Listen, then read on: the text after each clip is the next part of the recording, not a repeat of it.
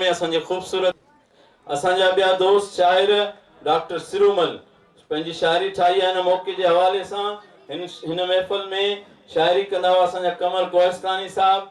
साईं फरवरी में रब खे प्यारा थी विया, लाडाणो करे विया। असां समूरनि खे संदसि विछोड़े ते अफ़सोस आहे ऐं संदसि ख़िदमतनि ते असां उनखे सलाम था पेश कयूं।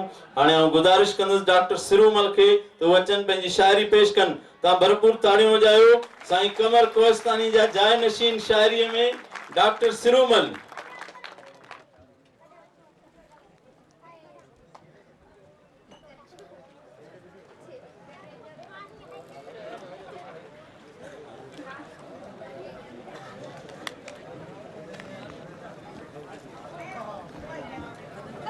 माण्हू त सभु सुहिणा पखी सभु हंज के माण्हू मंझि अचे भूभार। असां महिमान आगा गोयल साहब ऐं पंहिंजो कैटरिंग जा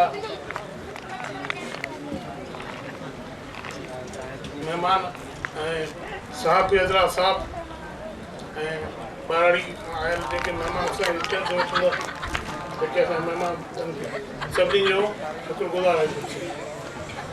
हीउ जेको शहर असां ठाहियो आहे सो ख़ासि करे शादियुनि जे मौक़े ते ठाहियो आहे।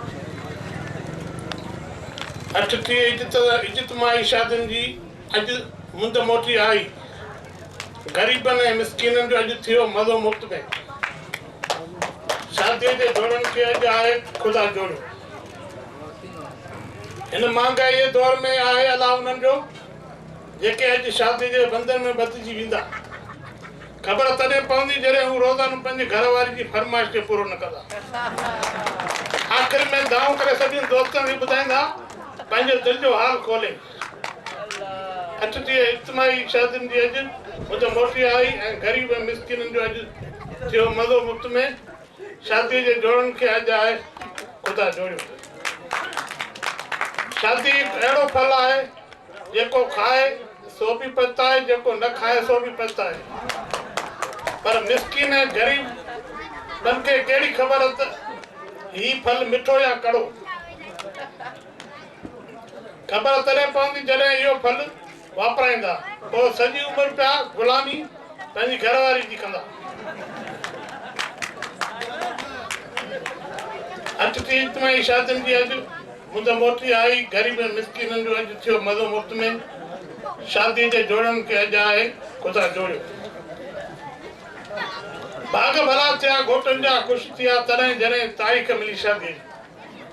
उमेदूं वॾियूं जॾहिं ॾाढ मिलण जी उमेद थी। सभु सूर विसरी विया घोटनि जा जॾहिं शादी हाल में पहुता। आख़िर में डॉक्टर सिरूमल दुआ घुरंदो आहियां सभिनी जो शाला जी सॼी उमिरि ख़ुशि रहो, पंहिंजे घर वारी खे ख़ुशि रखण में कामयाबु आहियो। महिरबानी।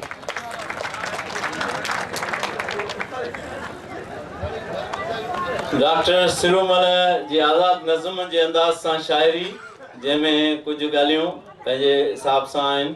बहरहाल माशाअल्लाह नओं कदम रखियो अथनि हिन ज़िंदगी जे सफ़र में। उमेदु आहे त इंशाअल्लाह पाण वॾा शाइर थींदा कंहिं वक़्तु।